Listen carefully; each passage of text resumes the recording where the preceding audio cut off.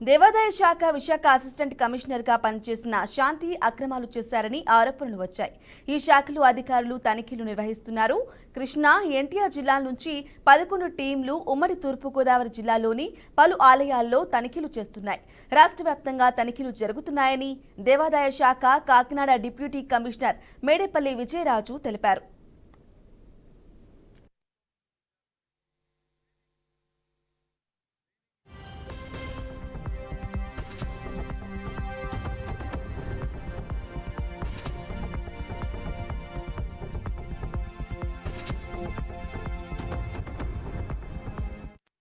అంటే అలా కాదండి. ప్రతి 3 సంవత్సరాలకి దేవాలయాల్లో అకౌంటింగ్ సిస్టమ్ మీద ఇన్స్పెక్షన్ చేయమని మాకు కమిషనర్ గారు గతంలోనే ఉత్తర్వులు ఇచ్చారు. నాకు కొన్నిసార్లు చేయడం జరిగింది.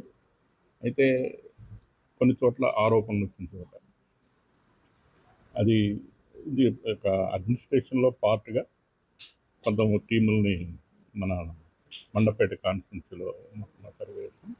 అయితే ఇక్కడ ఉన్న వాళ్ళని ఇక్కడ చేస్తే కొంచెం ఎంబ్రాసింగ్గా ఉంటుంది, వాళ్ళకు కూడా ఇబ్బంది ఉంటుందన్న ఉద్దేశంతో కృష్ణా జిల్లా, ఎన్టీఆర్ జిల్లా వాళ్ళని ఇన్స్పెక్టర్ని ఇవన్నీ ఇక్కడ ఇస్తాం.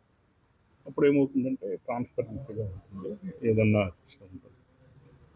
మనం ఎందుకైతే ఏ పర్పస్ కోసం అయితే వాళ్ళని ఇస్తున్నామో అది ఫ్రూట్ఫుల్గా ఉంటుందన్న ఉద్దేశం, అంతే తప్ప ఇంకోలా కాదు.